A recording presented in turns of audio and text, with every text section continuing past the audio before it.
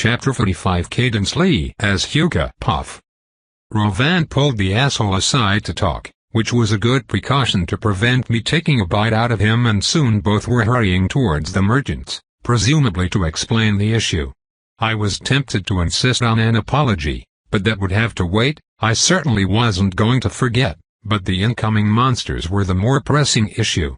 My first instinct was, as usual, to get into the air, even if I didn't want to fight them in the air just with Ray. I figured it would be different with support from the ground. Ray clamped down on that idea hard. "Have you ever seen an eagle getting chased by starlings?" she asked me, which I actually hadn't. I had seen, in previous lives, smaller birds chase crows away though, and I was able to see how being up in the air for this fight would be rough on Ray and myself. On the other hand, if I am not in the air, I couldn't participate well in this fight. For all that I had just learned some new ways to use aerokinesis, I still couldn't really attack well at long range. But where my air blasts would dissipate, bronzebird feathers were apparently a lot like arrows, and with gravity on their side the monster birds would be able to hit us from whatever range they wanted. This left me relegated to defending the merchants and the adventurers with ranged options while they tried to either kill or chase the flock away. We had time before the flock made it to us, so we got into defensive positions under whatever cover we could find. I debated whether or not I should use my aerokinesis to try and create a barrier of wind to try and deflect the bronzebird's feathers away from the group. Probably not worth it, not with my mana levels and magic power. Honestly, with how my spine was shaped in this form, it was actually somewhat hard to look up. Wyverns were designed to attack from above, not defend from below, and that was clear as I strained to tilt my head up to keep an eye on the sky. Actually, I'm not sure I could defend the people around me very well at all, unless they were willing to get under my wings.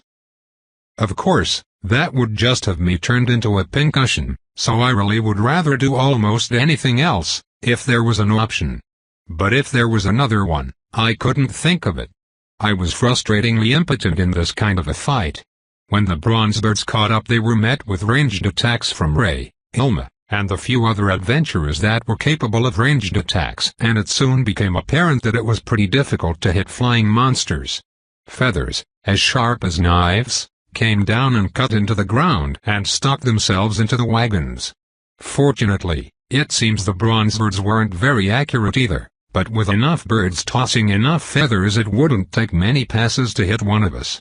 But how many feathers could the birds actually spare? It quickly became apparent that the answer was, a hell of a lot. Plus, they were far harder to kill than I might have expected even when they could be hit, but I only have myself to blame for my own stupidity, I suppose. The damn things were called bronzebirds. I really shouldn't have been surprised to see arrows shot by some of the other adventurers bounce off the monster's wings, but Ray's first shot had gone straight through one of the birds' heads and brought it down. Analyzing my allies revealed what I felt was likely the main problem. Aside from Ilma and Ray, no one seemed to have a dedicated magic or ranged class. There were a couple of people with the scout class, but that wasn't the same thing at all. The birds gave us a few more passes and then flew off. They didn't seem to have done that much damage and no one was hurt, so I was pretty happy. Ray sensed my optimism through our bond as she returned and immediately crushed it. "They'll be back," she said. "Bronzebirds aren't exactly the smartest or most dangerous monster, but they are persistent. They fly by, toss out some feathers and hope they injure something. Then they fly away and hope that their prey bleeds to death. When they return, if their prey is dead, they eat it, but if it isn't they repeat the whole process." My very first though was, that is actually fucking brilliant. Which of course led to my second thought, oh, by Pody, I am an idiot. I could have been doing that in addition to my traps. "They don't seem very threatening though," I said while pondering how Ray and I could apply their tactics in the future. "If they have useful parts, isn't this just free money for us? Are the feathers worth anything?" "They are worth a bit." "Not much, but a bit," Ray answered, "but the real question is whether or not we will have the energy to collect them after a week of being harassed every couple of hours." Chal Earl was right, bronzebirds sounded like an absolute menace. "But they have to roost somewhere," right? I asked, trying to think of a way that we could counter them, because otherwise it almost seems like we should turn back. Rovan was walking over from where he had been talking with the other parties and the merchants with a somewhat annoyed look on his face. He had overheard what I had said and broke the bad news to all of us. The merchants want to push through, Rovan explained. Apparently, they had time-sensitive commitments that they had made, and honestly bronzebirds aren't really dangerous so long as we pay attention. They rely on bleeding to kill their prey and they don't actually have the strength to kill us directly. Unless they get the lucky hit, I thought to myself. I was well aware that people, even in worlds with classes and levels, could die after tripping over their own feet walking across a clear, flat floor. Getting bombarded by monsters seeking to eat us probably had a higher risk attached to it than going to the kitchen at home. Ray, of course, could sense my snark and cynicism and just sighed, patting my wing. You are probably the safest of all of us, Hyuga, she mused. With your regeneration, their hit-and-run tactics won't work on you at all. You can relax a little bit, some things just have to be endured. What? Was this like magpie swooping season in Australia? We just had to live with birds dive bombing us, but we didn't even have the ice cream to go with it. It was odd how I remembered some things so easily, but that was a thought for another time. For now, it seemed like the merchant's consensus was to push through. 4 days later, at night. 5 days of total travel. I thought you said they were stupid. The asshole who had insulted Ray, his name was Grave, but I thought of him as asshole regardless, roared. I imagine he was shouting to try and recover his dignity, but I certainly heard him yelp when the feather stabbed him in the ass. She said they weren't the smartest. Now stay still, Chow Earl growled as he none too gently yanked the feather out of the asshole's ass. It hardly takes a genius to do night attacks, although I can understand how from your perspective it might feel that way. Grave was lucky that Chow Earl was professional enough to heal him, even now that this was our 4th night of disturbed sleep. He was also lucky I was busy eating one of the bronzebirds that had come a bit too close and got roasted by Ilma, because everyone's tempers had become a bit frayed, to say the least. The monsters had to rest too, but they did so in the afternoon and would harass the caravan morning and night, interrupting our sleep and putting everyone on edge. My team had been rotating who I had riding on me during the day, just so that some of them could catch a little extra sleep. The other teams did the same thing with the merchants' wagons, but it wasn't nearly enough and it wasn't just the people getting tired. The pack animals and myself, I obviously am a person, but I am one of the creatures shouldering the burden, were also exhausted. Fuck off, witch fucker, Grave spat back at Chow Earl, which only earned Grave a snort and a shake of the head in response. Chow Earl's skills allowed him to put off sleeping, or feel fully rested, when he needed to, which was useful at times like this. I knew for a fact it helped him control himself, just like I knew for a fact that both he and Townling were itching to beat Grave within an inch of his life. You know, I used my aerokinesis to talk while I took another large bite of bronzebird. I can't think of many things more stupid than insulting the person healing you using an insult that likewise attacks one of his friends, a friend that, rather than curse at you, can literally curse you.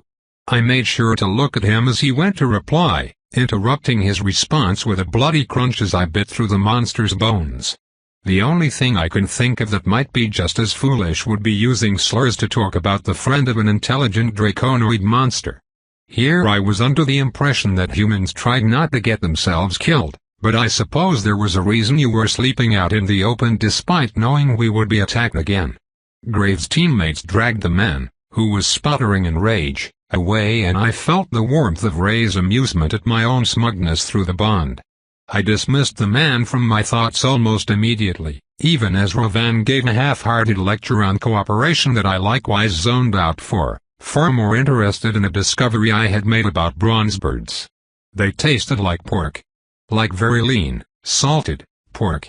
You didn't even have to add salt to them for the taste, although I was told that the meat wouldn't be preserved unless you used actual salt or a skill. Which actually meant that the bird's meat was not very popular, because preserved meat was the norm, and preserved bronzebird meat often tasted more like salt than meat. Bronzebird jerky was, essentially, salt leather. None of that was an issue here, because no one had any interest in preserving them. Every time one was brought down, it would go straight to a cookpot or to me, not that some of the cooked ones didn't go to me as well. I had come to find that I like both cooked and uncooked food. They each had their own tastes and raw meat was delicious to me in this form. She isn't even listening, is she? I heard Rovan say with a sigh. The fact that I had heard him lament me not listening, and pretty much nothing else he said, added to my amusement.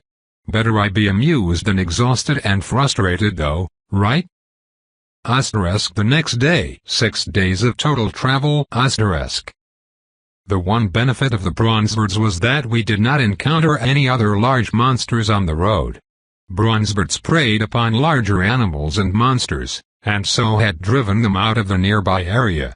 Ray had even explained to me that Bronzebirds were not even considered very threatening to sapiens because they only very rarely attack people who were alone or in small groups and would never attack people who were in very large groups.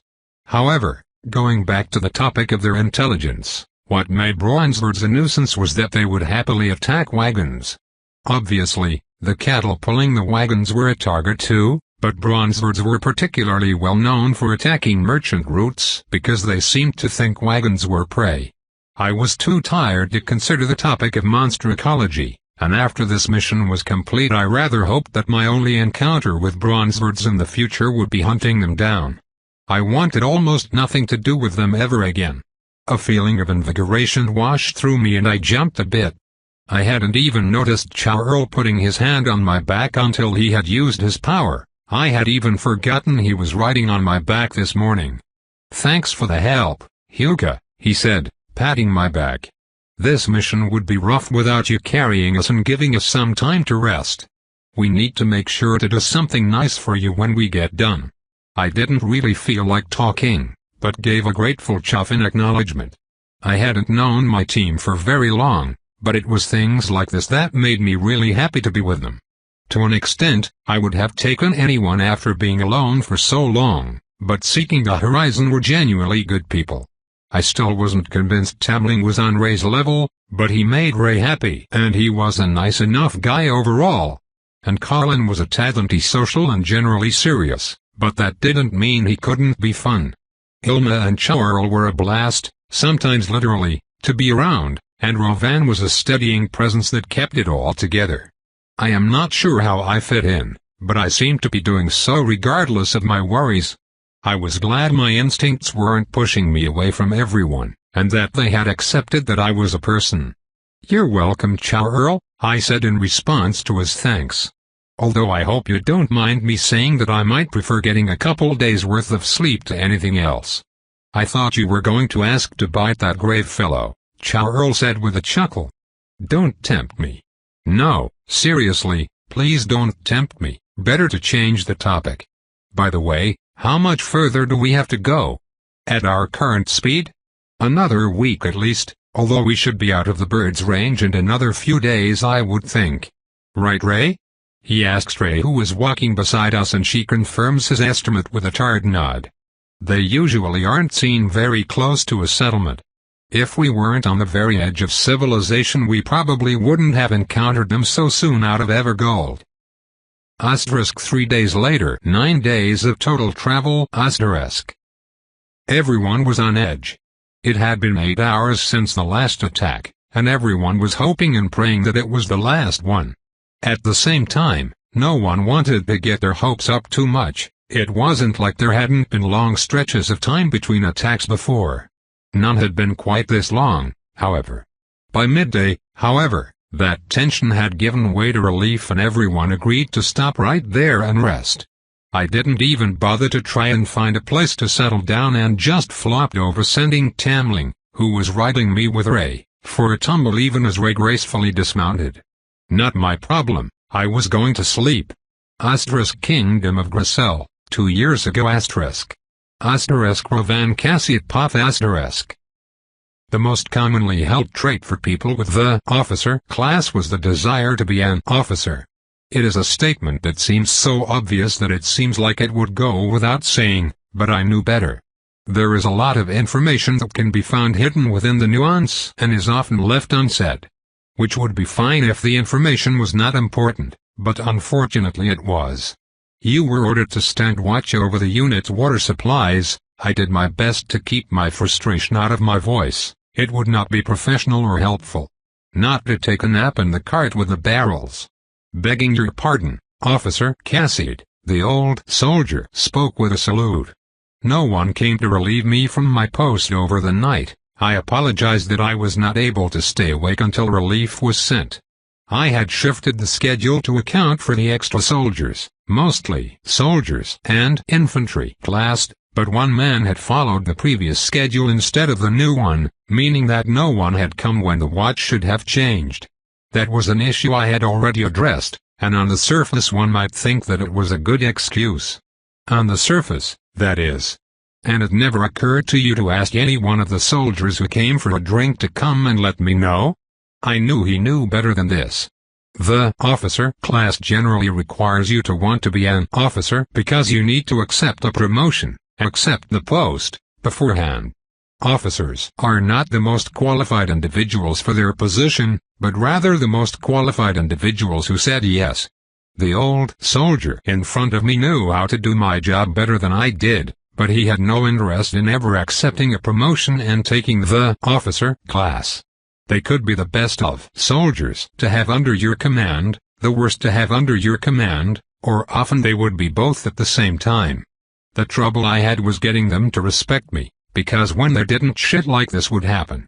You could have asked any of the people who came by to give me a message. Rovan knew he wasn't going to be winning him over today though. You should have asked one of them to do so. Anyone who knew anything about war knew that logistics was the most critical part of victory. People and mounts needed to eat and drink, boots needed to be replaced, swords and armor repaired, arrows supplied, and wounded and dead sent home to recover or be buried. All of that was obvious, but what was less obvious was that the most critical part of logistics was management. To the chagrin of many a grand strategist, wars have been won and lost over something as simple as poor scheduling, and the first thing that happens when an army is mustered is that something breaks down. And the mustering of the army was rushed. The generals had been caught off guard and were sending us in piecemeal as a result. Goblin swarms were rare and there were whispers that some officials had tried to cover it up, but now the military was being brought in to hopefully nip it in the bud.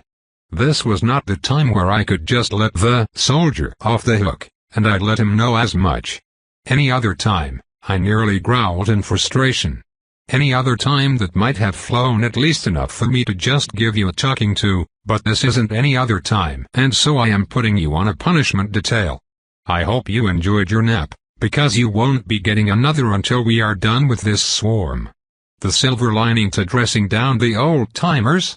They never try to wheedle or whine, they would always just shrug and accept it with their faces going blank. Which was good, because we had a long march ahead of us and a battle at the end of it. Leadership has leveled up. Leadership is now level 18. It always felt good to gain a level. Hopefully it was a good sign. Asterisk 2 days later asterisk. OAT the front now. I roared over the sounds of battle, calling for one of our mages to give us some breathing room. Pull back and collapse the pass. Gracel was a mostly flat country, but thankfully it was only mostly flat or we would be fucked. We were too late, too few, and just not high enough level to deal with what was going on. We would have to regroup with the rest of the army, at the very least, and given that this was a swarm we would probably need to bring in high-level adventurers as well. All of which was very easy to say, but it was far less pretty to experience than to talk about. My orders were carried out. Fire and lightning rained down on the front lines, clipping our own soldiers, but that would be mostly mitigated by their armor and shields. More importantly, it would slaughter all the goblins in that area and allow us to disengage. We hadn't lost much, only 2 soldiers were missing by my count, but swarms weren't dangerous in the traditional sense. Hell, those 2 soldiers probably weren't even dead yet. Between their levels and their armor it might take them an hour or more to die. It wasn't a pleasant thought to have, and I didn't have the time to consider it anyways. The noise of the landslide that would cut off the pass behind us momentarily eclipsed even the sounds of the goblins. The air was filled with dust which stuck to the sweat on my exposed skin, making it almost as uncomfortable as the sweat-slicked leather lining of my helmet was. I had to refocus myself. This momentary respite had errant thoughts running through my mind, and it was very much only a momentary respite.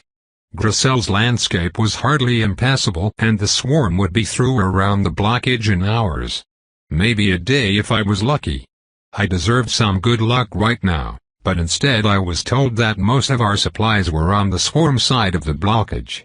"Fall in, people," I called out. "We are leaving, hopefully to rendezvous with the rest of the army. Move."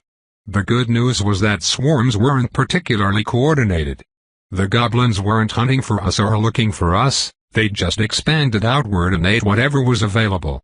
We wouldn't have to worry about traditional pursuit, although by the same token, if they did catch up to us, there was a chance that the attack would simply never stop.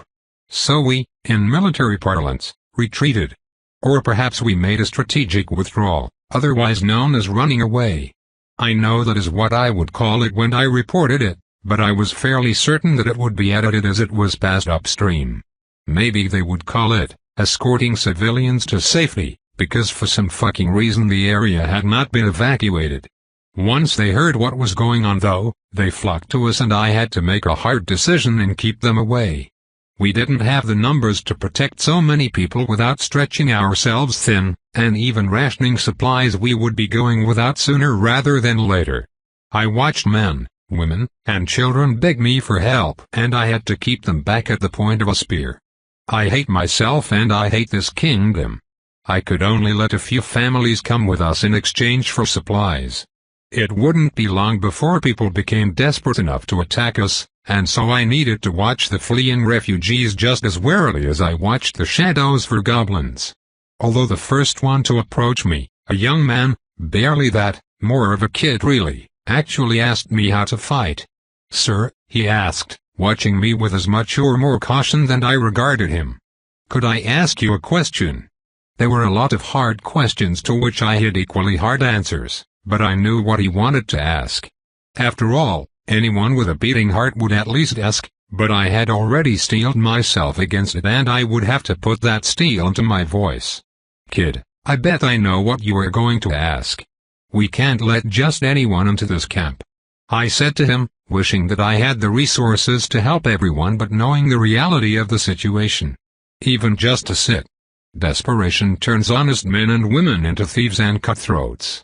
I don't blame them for it, but neither can I trust anyone who can't look after themselves. He asked me if we could arm everyone. Goblins were weak, after all, and there were a lot of people around, but all that told me was that he didn't understand just what it meant for there to be a goblin swarm. It wouldn't be too long before there were so many goblins that they stripped the countryside of everything that they considered edible, which was everything including the dirt down to bedrock. There would be so many goblins that they would be crawling over each other. Some places might end up 2 or 3 goblins deep. The army would take part in culling them, of course, but mostly as a cordon that kept them from spreading further. The actual killing would be done by mages and high-level adventurers with powerful AoE spells and abilities. In the end, I did agree to teaching the kid how to fight. Perhaps not the best decision, but there was only so much I could harden my heart at the end of the day. "Hey kid, what is your name?" I asked him. He told me his name was Tamling and I held out my hand towards him. "I'm Ravan. Happy to meet you, although I wish it was during a better time." I had to admire the determination on Tamling's face as he took my hand and shook it.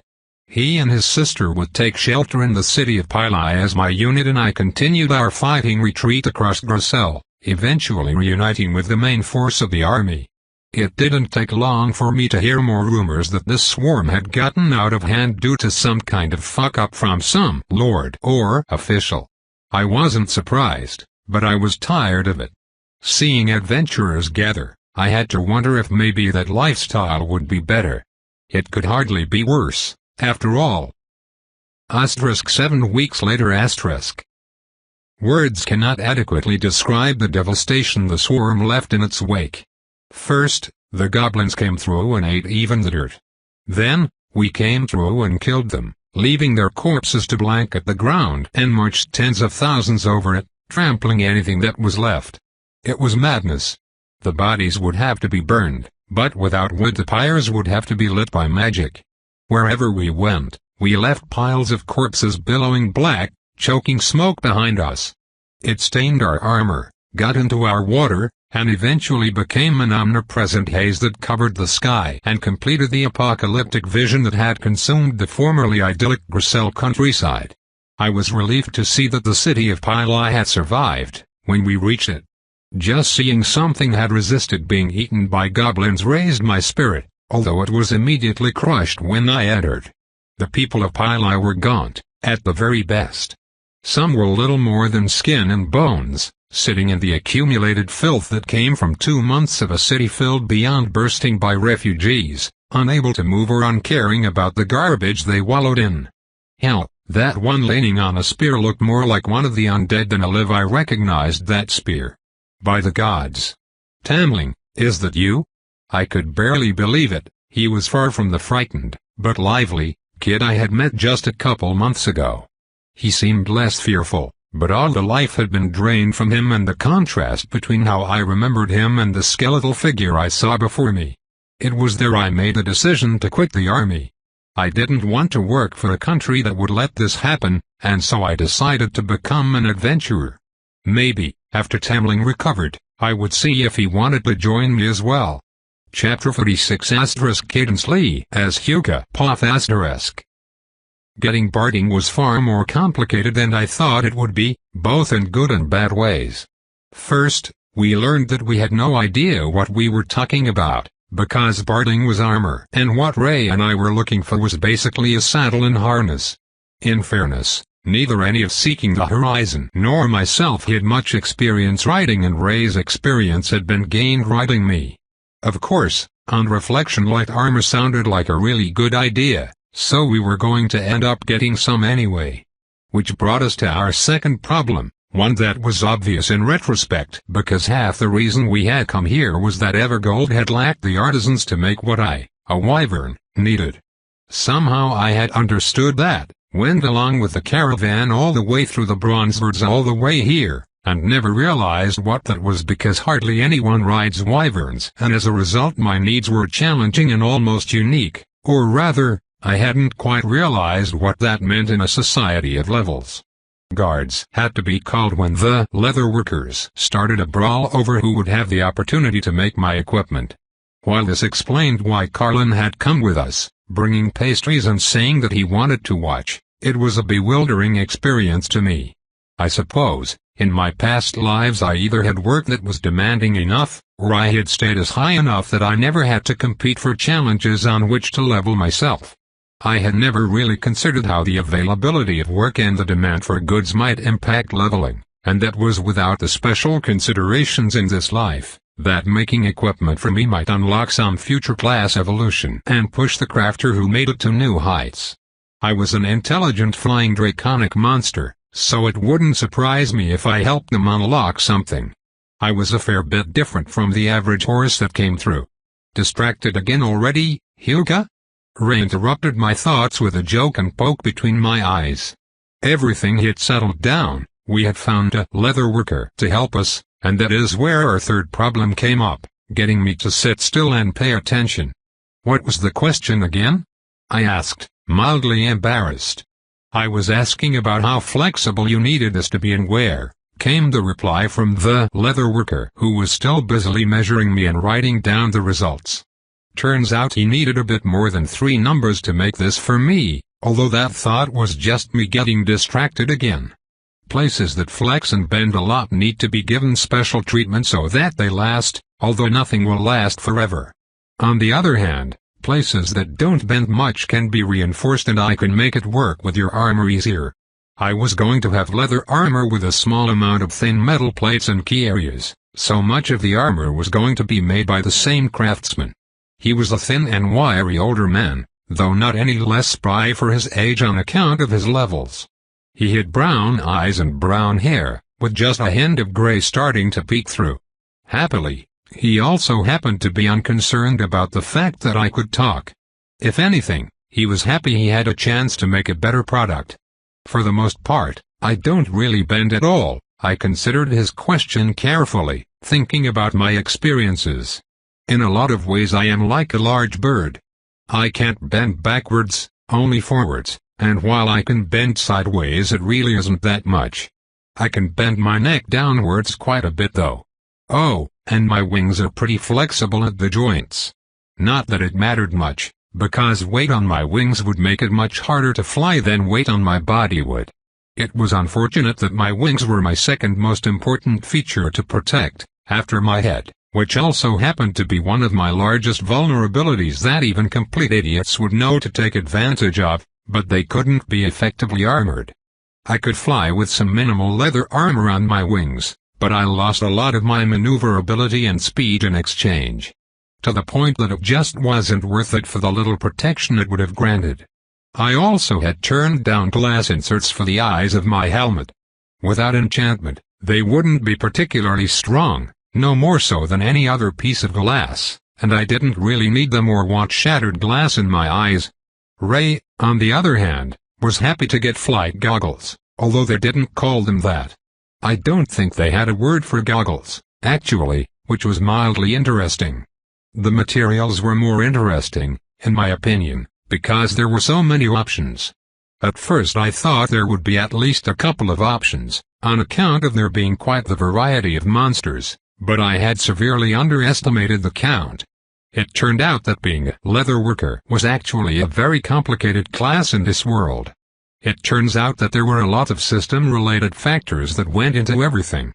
The quality of any material was based on things like the monster's endurance, vitality, dexterity, and magic, and on top of that, racial skills like my lesser wyvern hide also influenced things. I actually had a number of skills that might be useful: breathes through her skin, toxic skin, regeneration, minor, lesser, scale armor, minor, lesser wyvern hide, and poison resistance, major. My evolution path was rare, to say the least, and I have to wonder if I might have accidentally made myself too valuable as materials. I hope I don't get a bounty on me, but it isn't like seeing someone's status as easy, so I probably would be fine. Well, even if I wasn't fine, my plans didn't change anyway. Leaving civilization would just make it easier for me to be killed, and arguably legally. Staying with Ray granted me some legal protections and gave me some allies who would help me, plus I just didn't want to leave her anyways. Ray poked me again as my attention wandered off. It seemed like they had worked out what they were going to do because we were leaving for now, back to the inn. Ray didn't have to tell me we were headed there. I knew the location because of the feelings I sensed through our link. That mix of frustration, pity, and shame always bubbled to the surface whenever she thought about me sleeping in the stables. I really am fine with it, I sent her reassurance over the link. How would it even work if I was inside? Imagine me trying to get into a bed. How would I even pull the blankets up when I don't have hands? You are still a person, Ray said again, as she had said as much before. It feels wrong for you to be treated like an animal. I am a person, Ray, but I am not a sapient, I pointed out as we walked down the street. People certainly gave us a wide berth. Despite my size, I didn't need to push my way through. I don't need the same things you do, nor do the same things make me comfortable. It isn't like I could sit in a chair. In fact, my physiology made sitting something I didn't really do in general.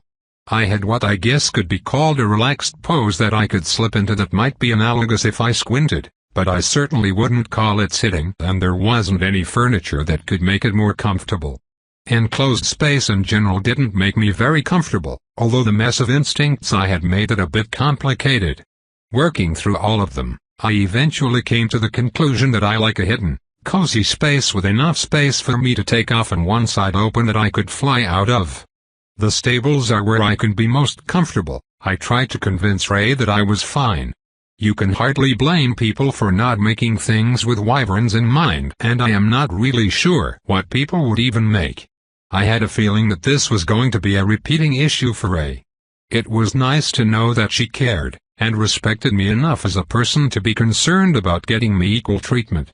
"Hey gals," Rovan called out to us, He was coming back to the inn as well after visiting the Adventurers Guild. All done getting measured. Any chance they'll have it done in the next 5 days? Hello Ravan, Ray replied for the both of us. Yes, and I'd ask why you wanted to know this much except that you just went to the guild. You guessed it, Carlin appeared from fucking nowhere, seemed amused that I had launched myself 2 stories up, with Ray on my back, and just kept talking like everything was entirely normal. And it is a job I think you will enjoy, Hyuga. I decided not to acknowledge anything had happened. He probably would just smirk and tell me to work on my perception anyways.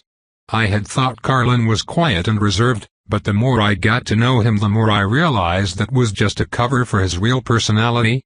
Perhaps I should take this as a sign that he was warming to me and opening up. Why do you think that? I asked while trying to keep myself dignified as I landed back on the street. I was channeling my inner cat. You didn't scare me, I just decided to jump in. Ray's mood shifted towards amusement, so that was good at least, maybe even good enough that I might not plot revenge against Carlin. Maybe. We were just thinking about all the fun you had with your new friends that you made on our last mission, Carlin answered with a smile. And we thought you might like to have a playdate with them. If I had eyebrows, I would have raised one. The amount of euphemism that Carlin had injected into the word fun could supply a criminal syndicate with double-speak for years. I would guess that it either had something to do with the racist asshole or the Bronzebirds, and I doubted that Carlin would let me eat a person. Actually, Carlin might but Ravan definitely wouldn't, and so that meant it was option 2 and if they were coming back from the guild. They put a bounty out on the Bronzebirds.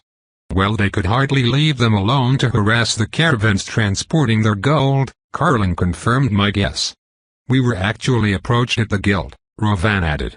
They wanted to hire you and Ray to help, and the money is very good. We can split up with you, Ray, and Ilma going with the group hunting the Bronzebirds.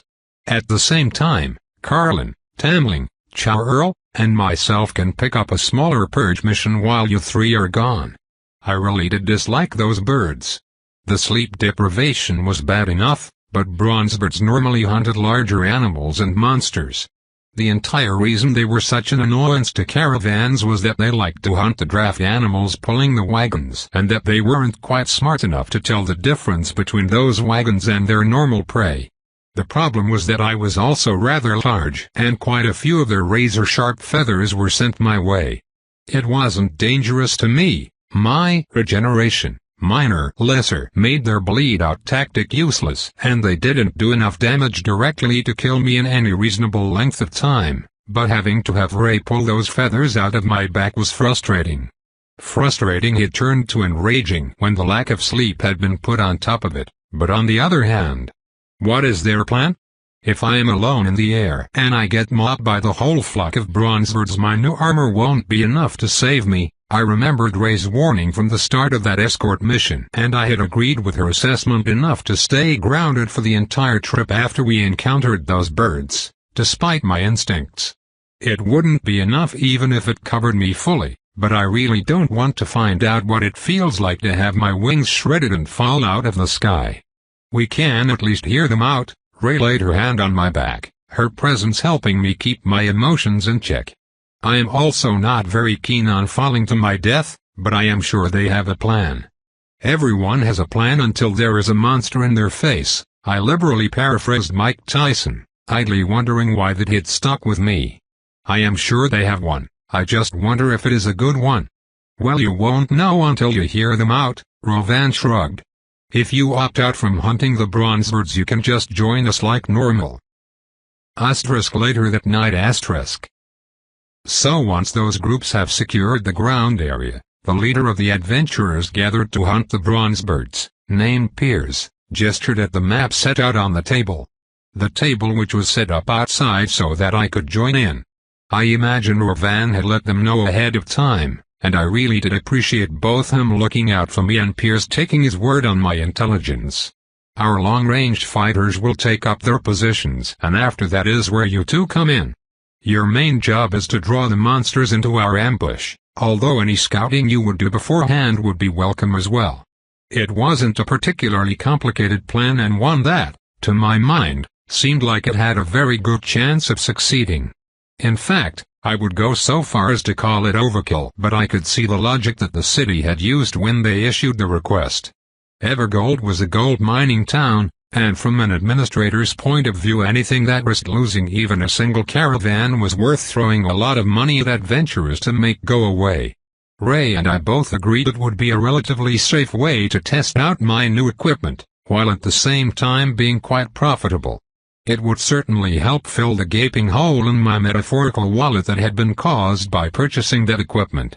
Even with Ray splitting the cost with me, hiring a master artisan wasn't cheap, and the job wasn't quite valuable enough that they would do it for free.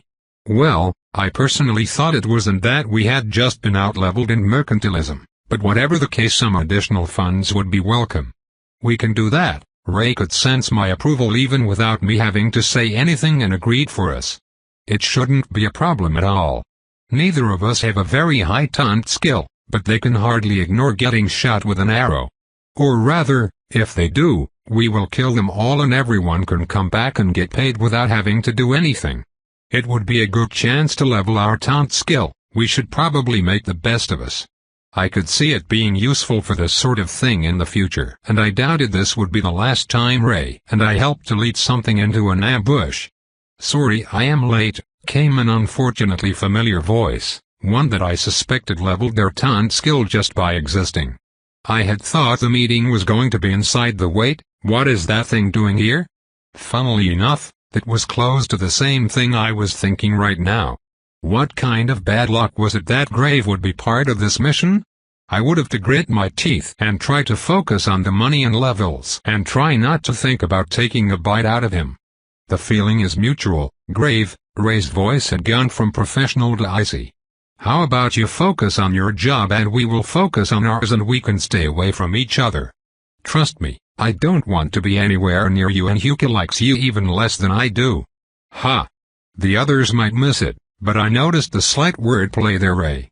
She had said that she didn't want to be near Grave and that I liked him even less than she did, but she didn't say I wanted to be far away from him. Personally, I actually would like to get closer to him, a lot closer to him. In my previous lives, saying that I wanted to taste him would have had a very different meaning, but in this life. Fu Shahiladin, the Eternal Forest, 51 years ago ***** Ray Ray Mars Lily Poth ****.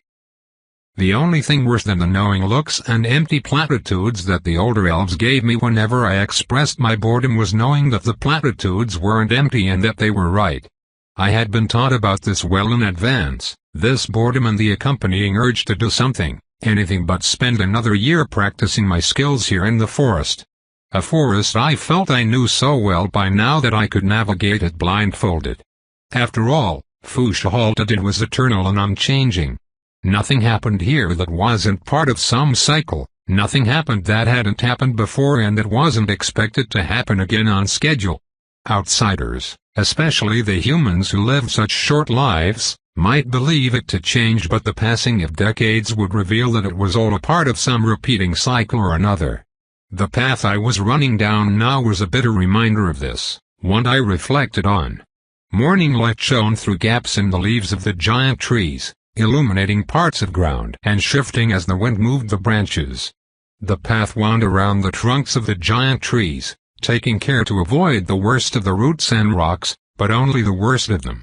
I always passed this rock, that slightly jutted out from the path and was almost completely unnoteworthy save for a small splotch of lichen, with extra care.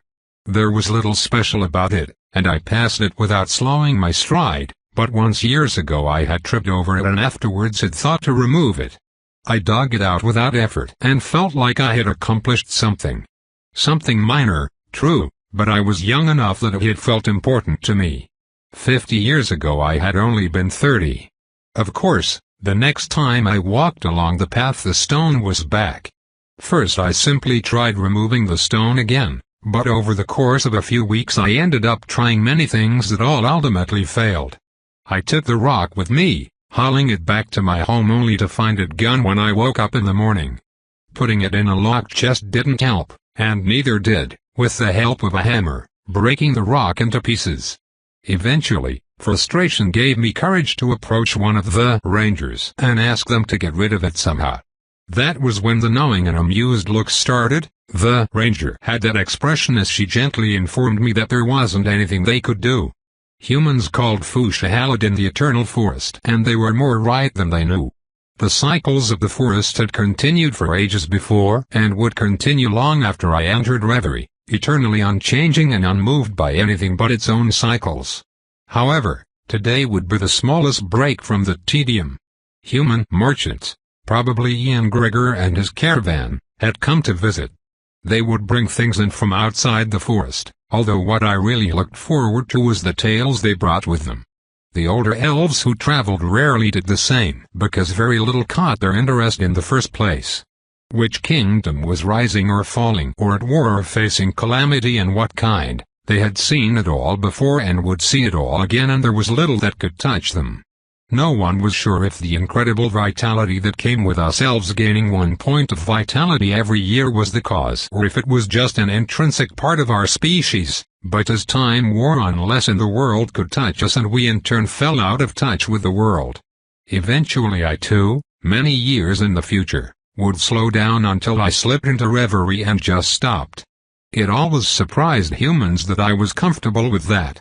I slowed down as I approached the clearing, trying to see if I could catch a glimpse of one of the rangers who were no doubt keeping watch. Considering how the forest was, I imagine that they were probably watching just to make sure I don't leave with the merchant. Still, trying to spot the rangers was one of the other small bits of excitement I could find, even if I knew that any time I did see them it was because they had let me. I didn't catch a glimpse of them this time and walked into the clearing, blinking at the light as I stepped out of the shade. There were a few, small, human-style buildings here that were normally empty, but were now full of people bustling in and out.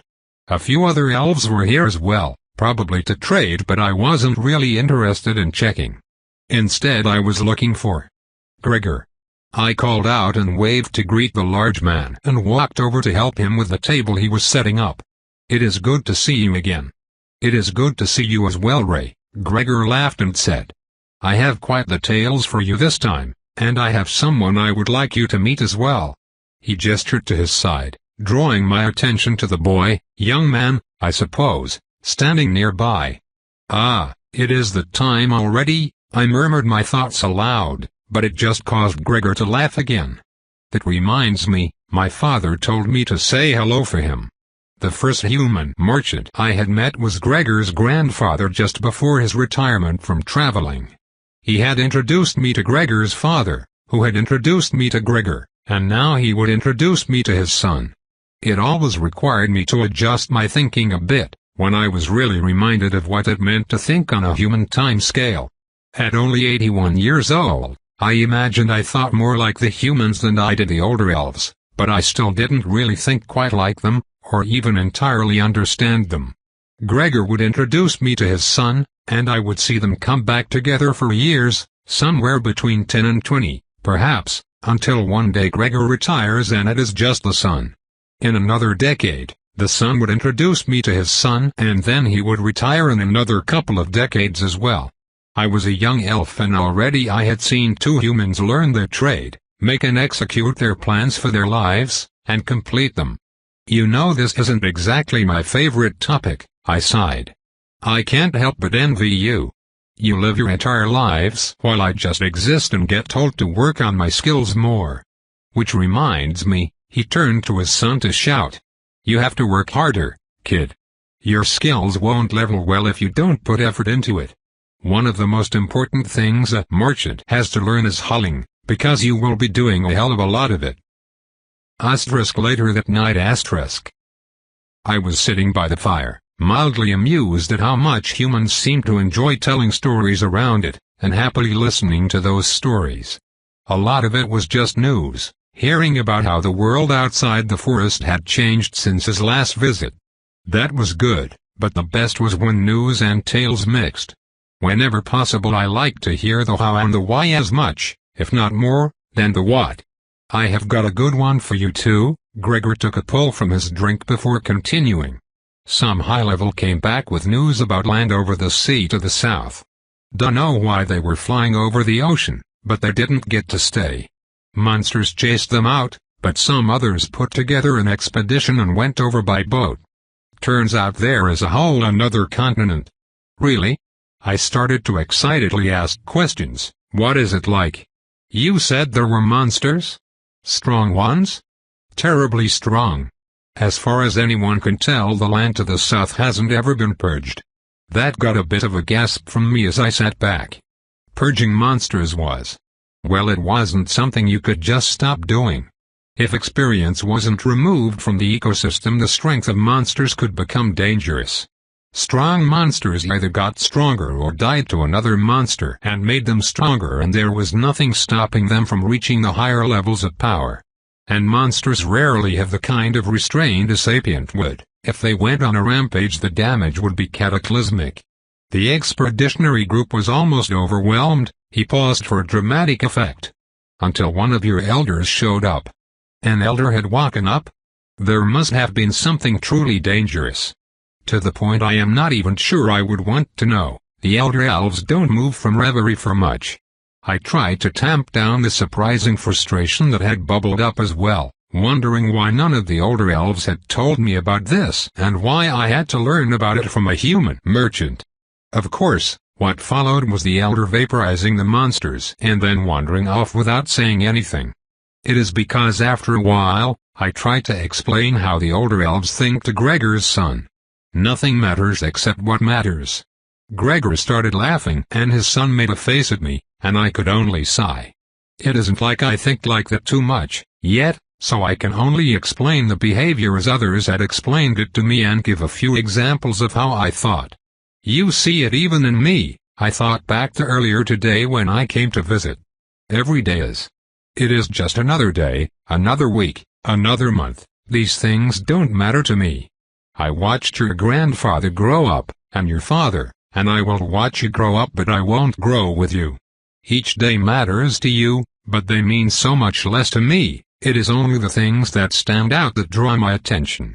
Now imagine that the knowledge of this is part of everything you do. I pressed the point. Imagine that behind every daily routine is a kind of fog. Just like a fog, it isn't terrible, but it isn't something you can escape. It blankets everything you do, and as you live it slowly gets deeper and deeper.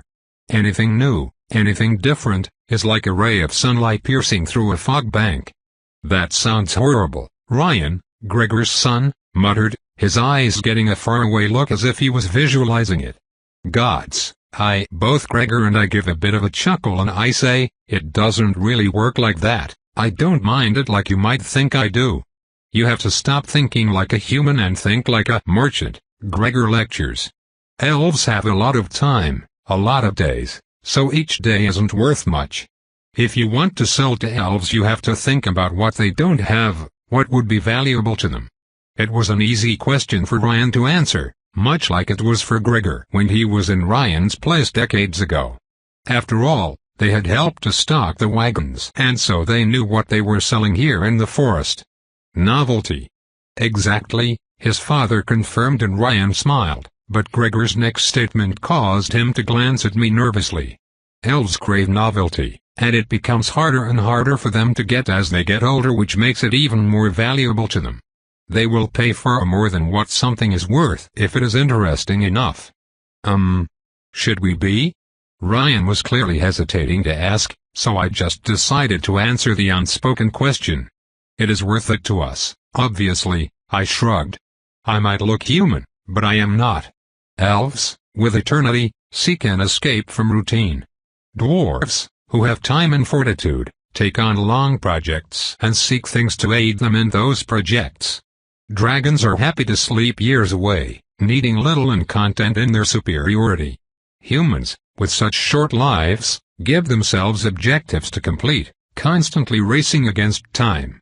It was a fascinating bit of irony that the first step to learning how to interact with other species was to learn how different you are from them. Elves and dwarves were the premier example. We rarely get along for very long. Well, by the standards of our species, that is. Generations of humans might die in the time it takes for an elf and a dwarf to tire of each other, although I had yet to experience this myself. which was exactly why learning this was so important. In the back of my mind, I couldn't help but wonder how true it was. How much were we really dependent on our natures? My teachers showed me examples from my own life, how I am behaving today. In fact, a young elf was supposed to work on their levels for up to 3 centuries before leaving. I was 50 years old and already craving something new. Dwarves were, supposedly, very different. They were known for their stubbornness and their industry, and it was all tied together. Dwarves tended to pick a long-term goal and then to work towards that goal with focus and passion. Dwarves find the elvish tendency towards novelty and distraction to be frustrating. The history of our two species was fraught with misunderstandings when elves and dwarves picked up a project together and the elves wandered off, only to return a century later. Meanwhile, elves find dwarves to be flat, for lack of a better word.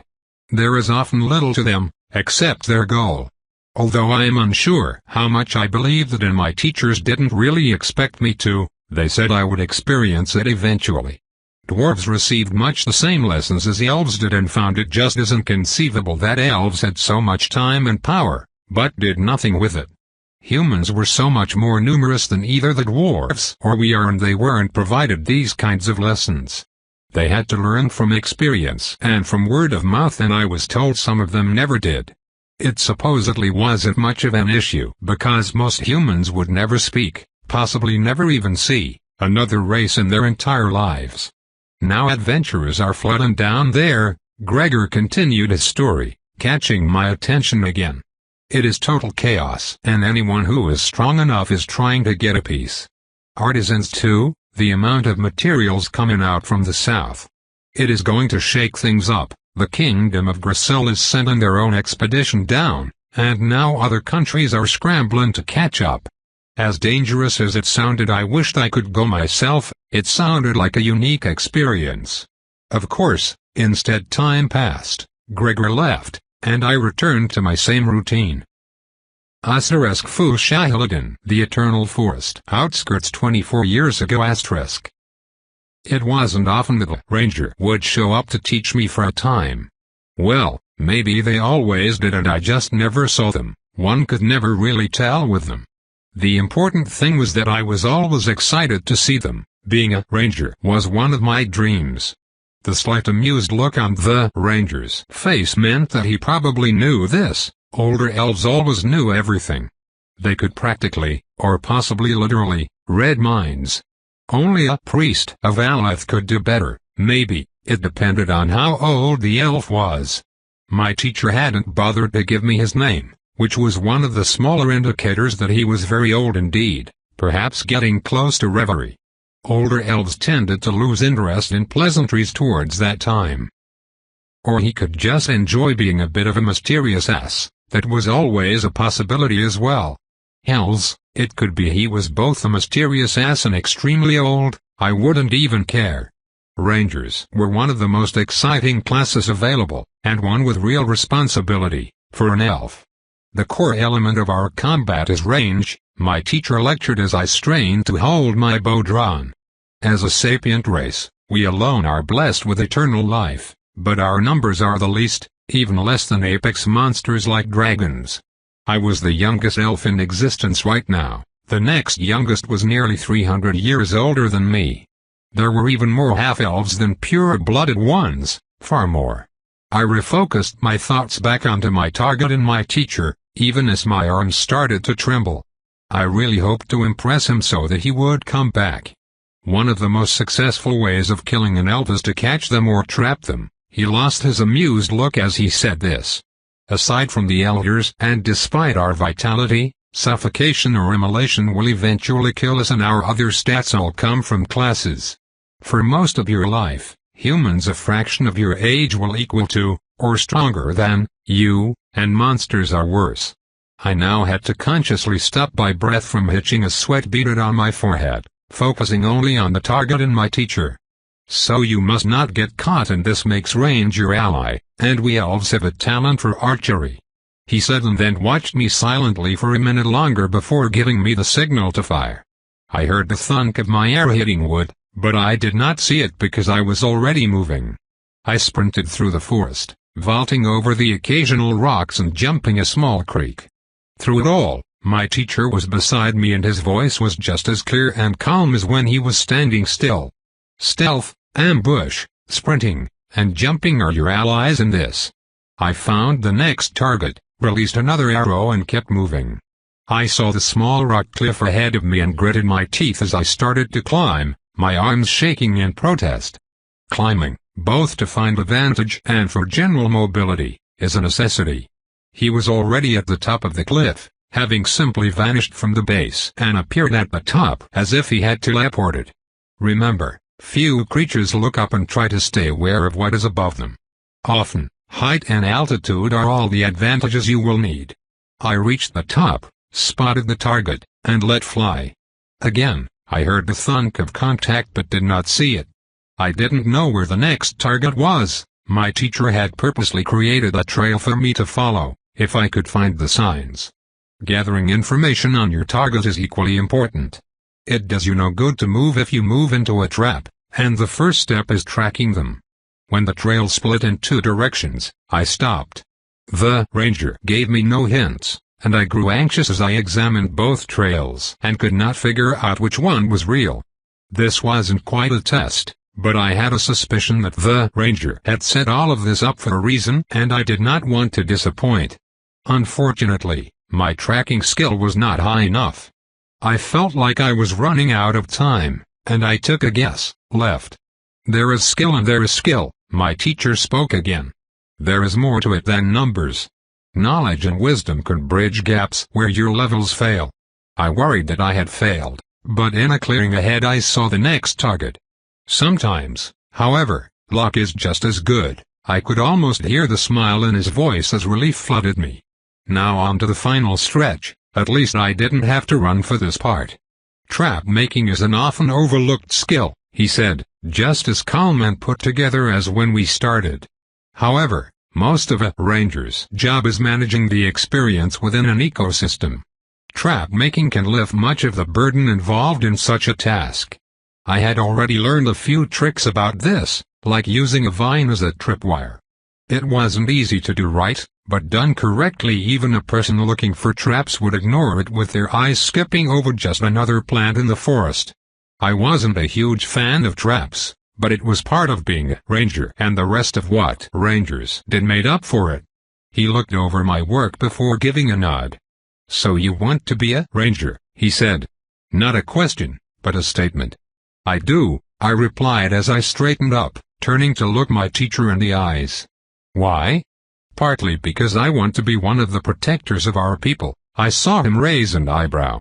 It was probably impossible to lie to him, but I didn't say anything untrue. That certainly was a part of my reasons, if a small one. But mostly it is because well, rangers do things. That finally cracked his pleasant mask. First with surprise and then with laughter. I got flustered as I watched him clutch his stomach and almost double over, laughing. "I am serious, this is important to me." I went from flustered to frustrated quickly, glaring at the laughing elf. "I apologize, I know you mean what you say," he said as he straightened up again with a smile on his face. "It is just so easy to forget what it is like to be so young. I am over 100 years old." I snapped. "How long will I be treated like a child? You know, us rangers interact with the outside world more than most other elves." He didn't bother to answer my last question. He didn't need to. I was keenly aware that I had another 2 centuries to go. And having spoken to sapients and humans of all kinds, and even monsters, I think that elves are among the worst at raising children. By the time we have kids we have long forgotten what it was like to be one, and with the passing of millennia it is so easy to dismiss a few centuries. You must be bored out of your mind. Yes. Yes, I am. Well, I am looking for an apprentice. I agreed on the spot. Kingdom of Griselborder, 2 years ago. I had to keep reminding myself that this was a calamity and I shouldn't let my excitement show. With how much of a struggle it was, I wouldn't be surprised if the effort caused me to. Etiquette has leveled up. Etiquette is now level 18. Sometimes I wondered if the system was aware and sarcastic. I had asked and received the answer, mostly not. Which was not exactly a helpful answer, but the explanation I inevitably asked for made my head spin. Dries, my teacher, had said that it would make more sense after I had encountered golems and elementals, however this couldn't distract me for long today. I was following behind Dries as he walked through the army camp, doing my best not to be noticed. Practice was practice, even though I was always spotted before Dries was, and he wasn't even trying. I had never been around so many humans before or seen a place so busy. Although the less said about the smell, the better. Regardless, all these soldiers had gathered to fight the goblin swarm, but Dries and I weren't going to be with them. No, our destination was the camp within the camp, where all the high-level adventurers were. According to Dries, I would even be able to watch them in action through a divination circle back at the camp.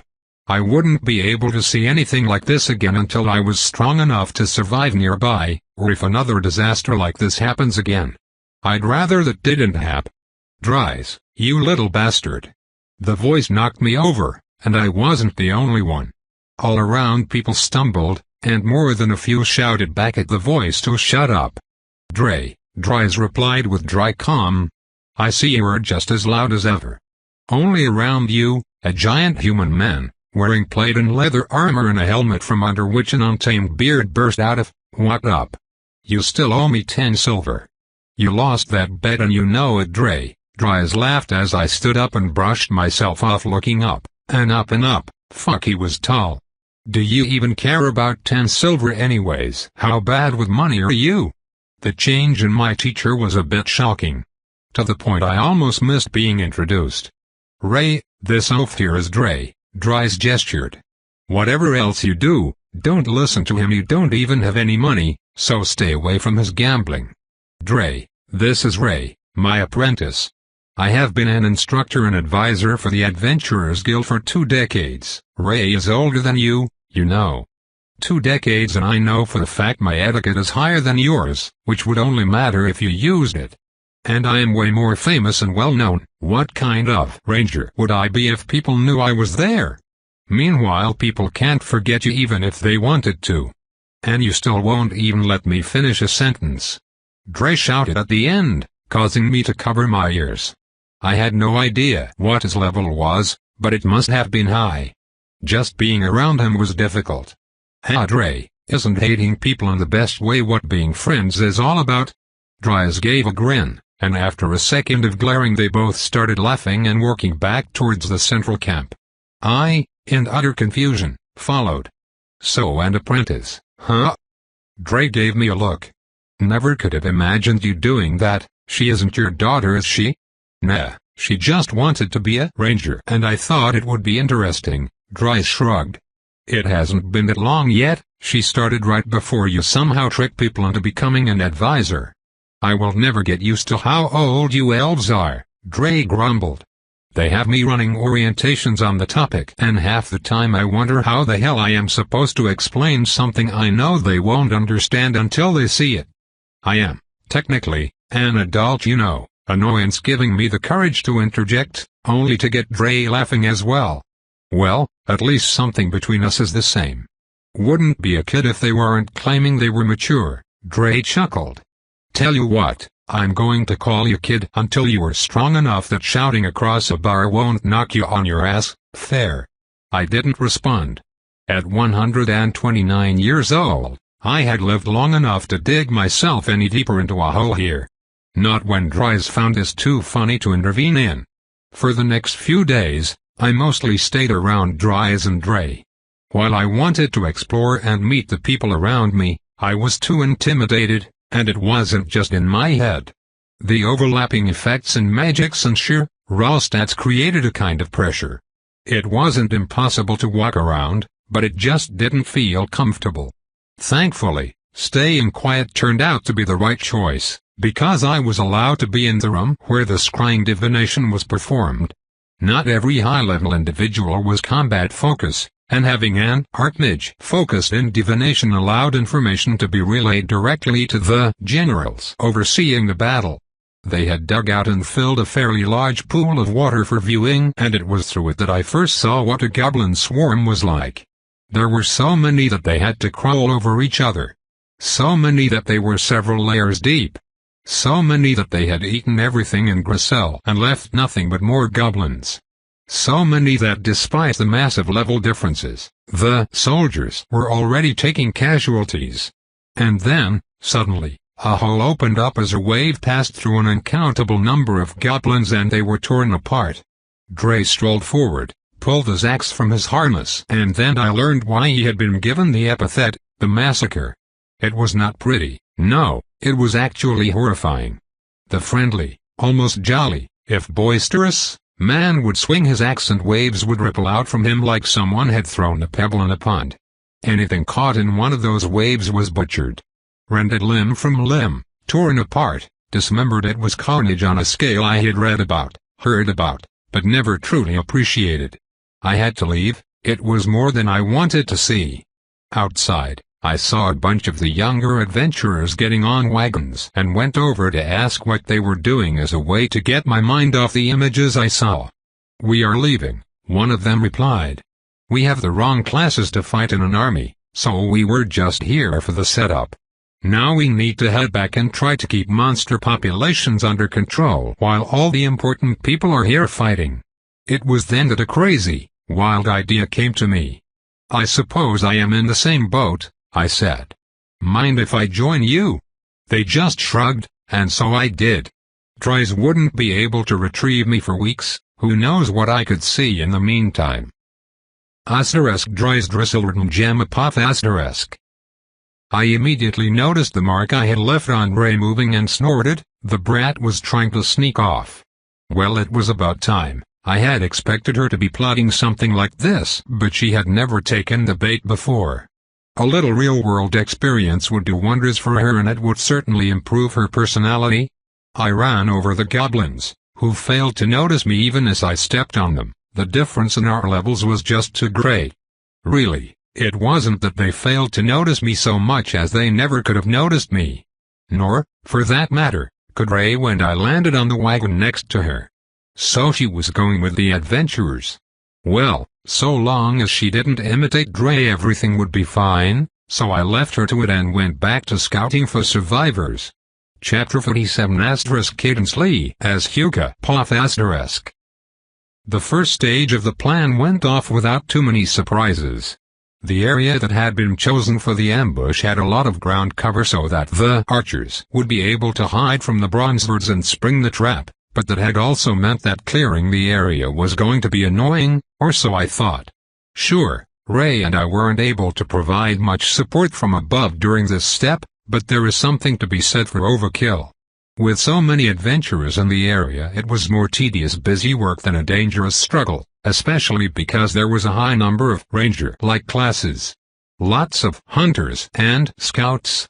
The archer class was fairly rare outside of militaries apparently, although we had a few of those as well.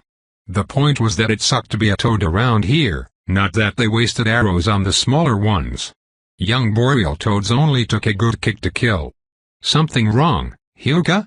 Ray put her hand on my wing as we watched the work proceed from our vantage point on top of the small hill within the clearing in the sense that the tree cover broke here. There was a lot of brush covering everything that had been picked for the ambush. I had been slowly gaining a greater appreciation for our bond. Some emotions and feelings were so complicated to express in words, and being able to share my feelings directly along with my words put normal conversation to shame. There was a part of me that felt like I should make a note of this for the future, but for now it helped me share my feelings about the monsters below. It really is difficult to imagine you as a small toad. Ray reminded me of the drawback of such communication. I could feel her amusement. I hope this doesn't bother you too much though, you will just have to bear with it for now. Well, no, it wasn't exactly disturbing or even too bothersome, they were just toads, after all.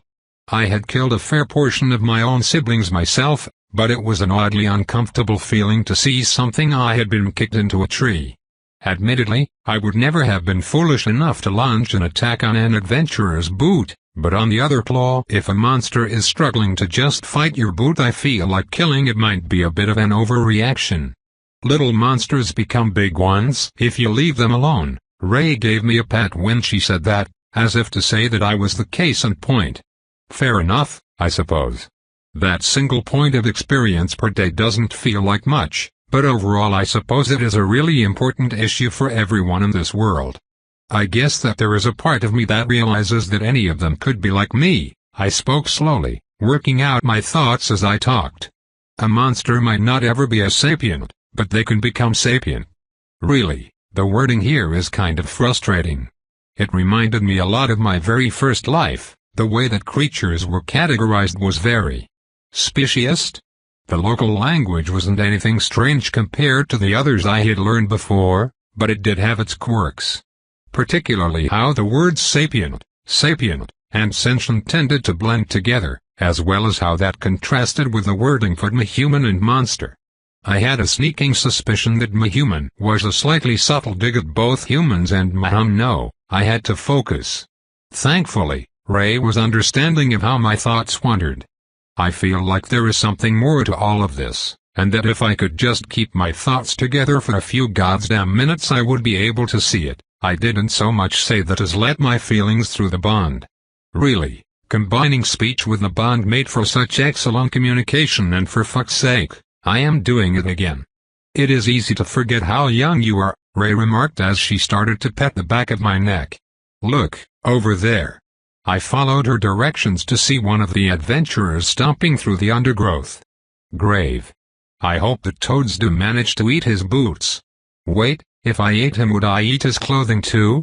I don't have hands to remove stuff and I wouldn't want to strip him, living or dead. On the other claw, it isn't like this is a society that has access to synthetics, so as long as I keep away from metal buckles I probably can eat things like leather armor. And that, right there, is the problem, Ray sent amused, yet coming feelings toward me. You know I know, right? Well, I am hardly subtle, and it wouldn't ever be a bad bet to assume that someone hated the guy. I would be more surprised to find someone that liked him than to find out most people around him were plotting his death. There is a far distance from dislike, even hate, to murder for most people, Ray said as she watched him, and I could feel his dislike for the man, but I might complain, in relative private, to Tam or to you, but the things I say are hyperbole, Hyuga. You mean them. But the important thing is why you mean them. Ray, I don't think this is that complicated. I hate an ass, because they are an ass, and frankly I think that he is more dangerous than you give him credit for, I said as I thought back. My last 2 lives hadn't had too much racism, mostly because fewer people traveled and so people didn't mingle much. The one time I had traveled I had also happened to be a high-level, high-status person with the backing of 2 of that region's most powerful polities. Most people were smart enough to not say anything to my face, and I had enough political allies that whispering behind my back wasn't a great idea either. Ray, on the other hand, had no such backing or power, and both she and the people of this world were engaged in large-scale migrations as they settled this continent. The only question was whether or not the outside pressure from monsters would tamp those feelings down, or inflame them. She sighed. Let's pause this conversation for now. I think it is a bit too heavy right before a fight. I will try to explain later tonight. I agreed, although I doubted my thoughts would change. I wasn't just a 1-year-old wyvern, but it wasn't like she knew that. Actually. You know what, why not? I have something to explain to you too, I said and then asked her to remind me. Please, remind me tonight. I don't want to forget this, but I am almost certain I will. She nodded, or rather I felt the feeling of her nodding through the bond. I couldn't actually see her. Hell, she might not have nodded and just sent me that feeling of agreement, but either way I got the point. Well, we might as well do another check of everything. Ray slid off me and inspected my new armor. How does it feel? Anywhere loose? It feels a bit distracting, but I will get used to it. They had finished just in time, a shockingly short time considering we had ordered that very day, for me to wear it today. I will have to remember to try out crafting in a new life, because while they weren't quite as flashy, they were seriously impressive. the system allowed for some truly amazing things. Armoring me was no routine project. My wings complicated things a lot. They were big, my biggest weak points, and they could not be effectively armored without sacrificing too much of my mobility.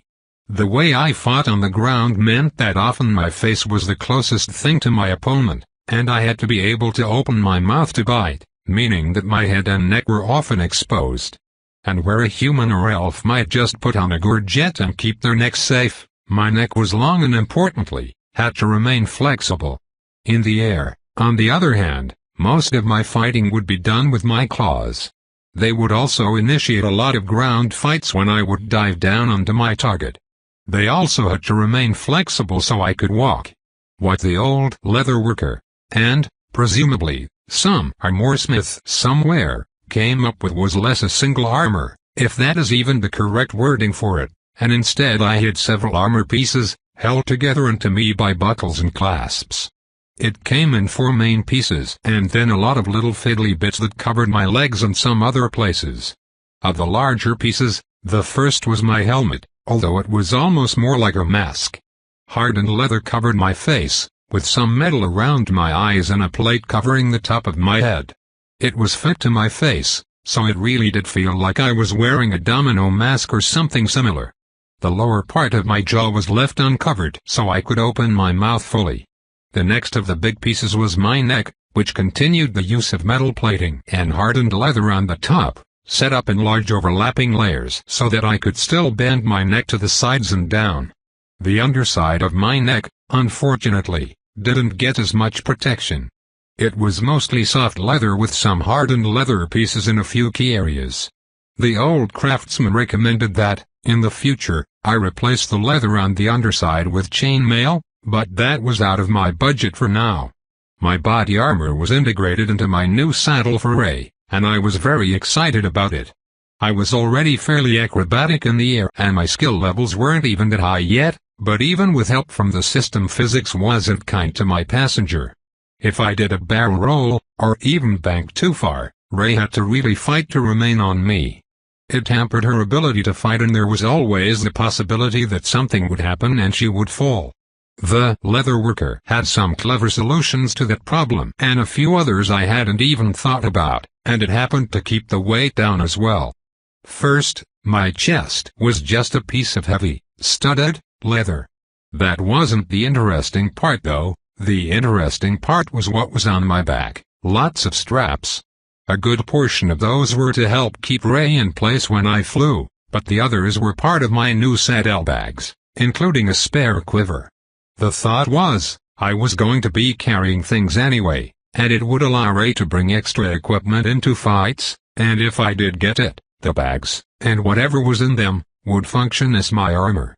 And, sure, the stuff would add to the weight, but I also wouldn't need plating or heavy leather, so it probably balanced out. I approved, but what I really loved was my new tail armor. For the most part it was a lot like my neck armor, except for the end. The last 38 centimeters / 15 in of my tail was covered in a thick metal plate. It was a bit heavy, but that was the exact point because it made attacks with my tail far more deadly. If I spun to hit someone with my tail, well, it was already dangerous without the armor, but with it the combination of my strength and basic physics transformed it into a powerful flail. In my opinion, it more than made up for how much harder using my poison would be. My armor wasn't exactly perfect and impenetrable, but with my regeneration it didn't need to be and it was far, far better than nothing. The only real annoyance was that Ray and Tamling had to dress me because the armor pieces were too large to be easily handled by one person. Tamling held the pieces while Ray did the straps and it took a fair amount of time. Ray finished rechecking the straps and climbed back up to sit side saddle, putting the saddlebags to good use by bringing out some jerky, which she shared. Well, considering she gave me the lion's share and the feelings I got from her, I think she might have brought it for me and was just having a little for herself. An hour later, the leader of this whole plan, Piers, came by with Tamling to tell us they were ready and to see us off. I was glad to hear it because I had started to get antsy and I was glad to be able to stretch my wings and get this show on the road. Ray strapped and buckled herself into the saddle and we were off. Tobe continued, "Thanks for listening.